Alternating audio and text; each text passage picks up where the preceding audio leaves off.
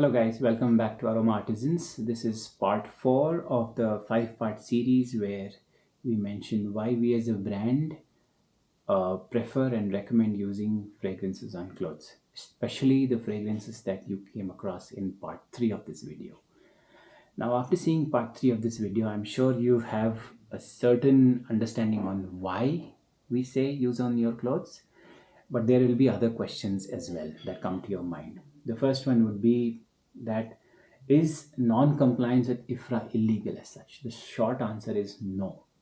As of today, compliance with IFRA is voluntary. So in case you want to follow, you can. In case you don't want to, you don't.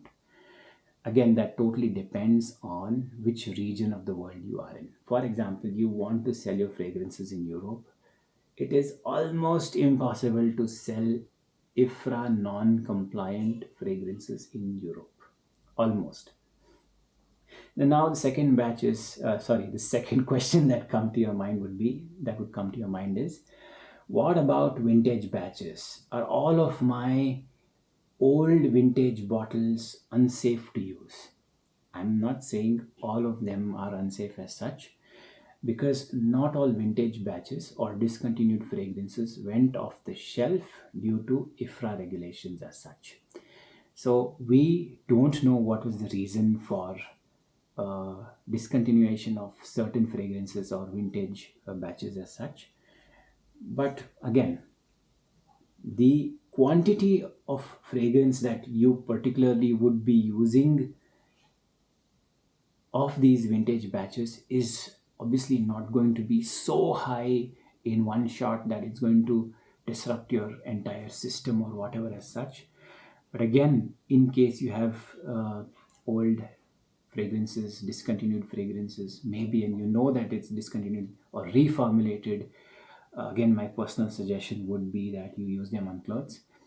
And I know for a fact that it totally depends on you. You would end up using on your skin if you really like it like that. And I can't come there and stop you from doing so. But again, these are personal recommendations from us that use them on clothes. Another question that would come to your mind is Aroma Artisans IFRA compliant as such? In a way, we are IFRA compliant and we would like to call ourselves IFRA observant. When I say IFRA observant, we source our raw materials or intermediary products from at least the top 3, or worst case scenario, the top 5 vendors across the globe who themselves are IFRA compliant as such. But for some reasons, in case we are overdosing certain materials, then obviously that particular fragrance cannot be IFRA compliant, even though the material itself at certain percentages is IFRA compliant. So again, we are IFRA observant, like for example, our artisanal isolates. These are the singular molecule fragrances like ISO Super or Ambrosanide, and we're coming up with Ambroxan and Javanol and so on. These are all very specifically following IFRA standards because we know exactly that this much is more than enough and this much is safe as well. And we do have this series called Indie series, and these are fragrances made by Indian perfumers or Indian perfumery houses or even me personally, and not necessarily that we have information from these other people whether they are IFRA compliant, so we don't say that these are IFRA compliant as such.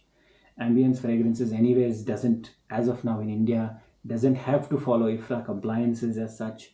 So we our first ambience fragrance is very heavy on the grapefruit, which is I think restricted by IFRA for skin use, but we can overdose that in our ambience fragrances and make it very fresh, because today in India there is no restriction of IFRA for ambience fragrances.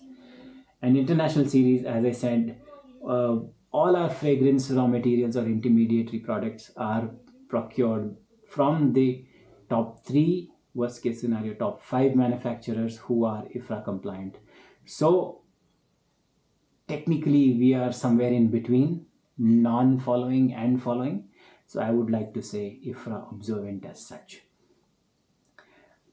And it's not bad that someone is not following IFRA.